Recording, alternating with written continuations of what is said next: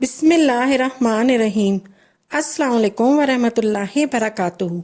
मेरी प्यारी बहनों, भाइयों और बुज़ुर्गों, मैं अपने चैनल इस्लामिक हाथी अमीन में खुश आमदीद कहती हूँ और दुआ करती हूँ अल्लाह रब्बुल इज़्ज़त आपको खुश व खुर्रम रखे और आप पर बरकतें और रहमतें बारिश की तरह बरसे।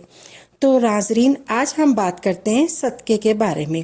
प्यारे बहन भाइयों, ये सदक़े का अमल है और इस चीज़ को याद रखिएगा कि सदक़े का कोई भी अमल दूसरे वज़ाइफ और दूसरे अमलियात के मुकाबले में बहुत ज़्यादा ताकतवर और तेज़ी से काम दिखाने वाला होता है। तो अब बात कर लेते हैं कि आपने एक कटोरी आटे की लेनी है, तो इस अमल को करना कैसे है और अमल को करते वक्त किन किन बातों का खास ख्याल रखना है। एक कटोरी आटे के इस अमल को घर की खवातीन भी कर सकती हैं और घर में कोई दूसरा मर्द भी इस अमल को कर सकता है।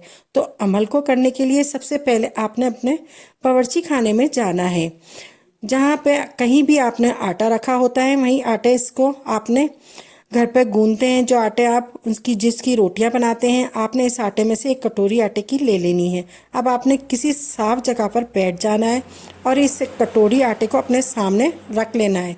आपने सबसे पहले बिस्मिल्लाहिर्रहमानिर्रहीम पढ़नी है और इसके बाद आपने दुरूद शरीफ पढ़ लेना है एक बार 11। फिर उसके बाद आप पढ़ेंगे 11 बार दुरूद शरीफ।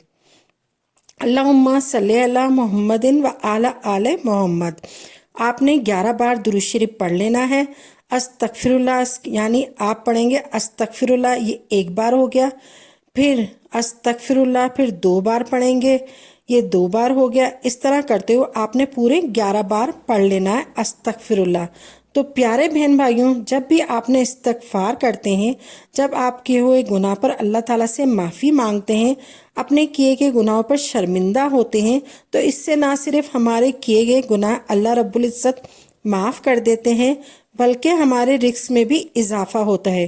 क्योंकि ये हमारे हाथों की कमाई है कि जो गुनाह होते हैं, जो कि हमारे घर में गुर्बत और बेबरकती लेकर आए, हमारी किस्मत में लिखी हुई रिस्क और दौलत को हमसे दूर कर देते हैं।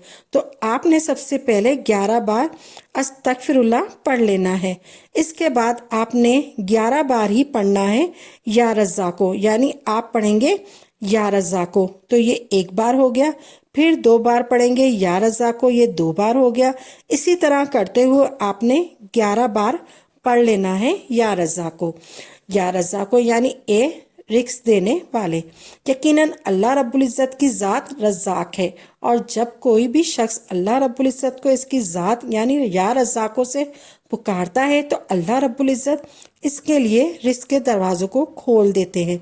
इसलिए प्यारे बहन भाइयों, आपने 11 बार ही या रज़्ज़ाको पढ़ लेना है। जब आप 11 बार या रज़्ज़ाको पढ़ लें, इसके बाद आपने 11 बार ही अल्लाहु समद पढ़ना है, यानी आप पढ़ेंगे अल्लाहु समद, ये एक बार हो गया। फिर पढ़ेंगे अल्लाहु समद, ये 2 बार हो गया। इस तरह आपने 11 बार पढ़ लेना है।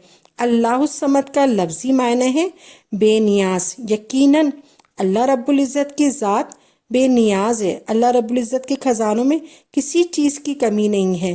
प्यारे बहन भाइयों, जो शख्स भी ये चाहता है कि अल्लाह रब्बुल इज़्ज़त इसे भी बेनियाज बना दे और इसे मखलूक की दोबारा अपनी ज़िंदगी में कभी ज़रूरत ना पड़े, वो सबसे बेनियाज हो जाए, उसके पास दुनिया जहाँ की हर नेमत हर चीज़ आ जाए, तो इसके पास दुनिया जहाँ की हर नेमत हर चीज़ आ जाए जो इसे चाहिए, तो अल्लाह रब्बुल इज़्ज़त का ये इसे में मुबारक यानी अल्लाह उससे मत पढ़े। तो आखिर में आपने 11 बार ही पढ़ लेना है या रहमानो या रहीमो, यानी आप पढ़ेंगे या रहमानो या रहीमो, ये एक बार हो गया। फिर पढ़ेंगे या रहमानो या रहीमो, ये 2 बार हो गया। यानी ए रहम करने वाले, बख्श देने वाले। जो शख्स भी अल्लाह रब्बुल इज़्ज़त के इन 2 इसमें मुबारक यानी या रहमानो या रहीम को पढ़ना शुरू कर देता है, तो अल्लाह रब्बुल इज़्ज़त इसके साथ रहम के मामला से पेश आते हैं। और यकीनन अल्लाह रब्बुल इज़्ज़त जिस शख्स पे रहम करता है, इसके गुनाहों की वजह से इसकी पकड़ नहीं करता। इसके गुनाहों की वजह से इसकी पकड़ नहीं करता, तो वो शख्स फिर कभी भी दुनिया में जलील व रिस्वा नहीं होता और ना ही इसको कभी रिस्क की तंगी होती है। اس لیے جب آپ یہ تمام ذکر پڑھ لیں، اگر سمجھ نہ آئے تو ویڈیو دوبارہ دیکھ لیں۔ تو اس کے بعد آپ نے دعا کرنی ہے۔ اپنی دعا میں اللہ رب العزت سے آپ نے رزق مانگنا ہے، دولت مانگنی ہے۔ پیسے اور دولت کے حوالے سے آپ جو بھی خواہش کریں، آپ نے دعا میں اللہ رب العزت سے مانگ لینی ہے۔ جیسے آپ کو بڑی گاڑی چاہیے، آپ کو بڑا گھر چاہیے، اگر آپ کو دولت چاہیے اور آپ کو جتنی بھی دولت چاہیے، آپ نے اللہ رب العزت سے وہ چیز مانگ لینی ہے۔ دعا کے بعد درود شریف پڑھ لیں۔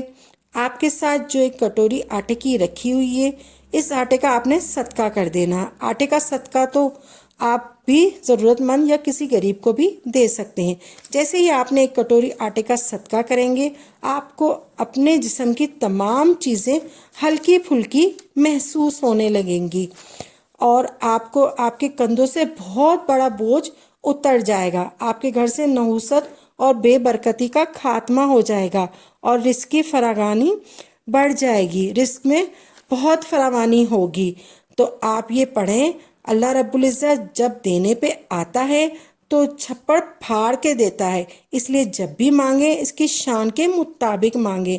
اللہ رب العزت کے خزانے بہت وسیع ہیں، صرف اور صرف اللہ سے مانگیں۔ جس نے بھی اللہ کا دامن تھاما ہے، اس کو کہیں اور جانے کی ضرورت نہیں پڑے گی۔ ایسے تھامیں گے، ایسے مددگار ہے اللہ۔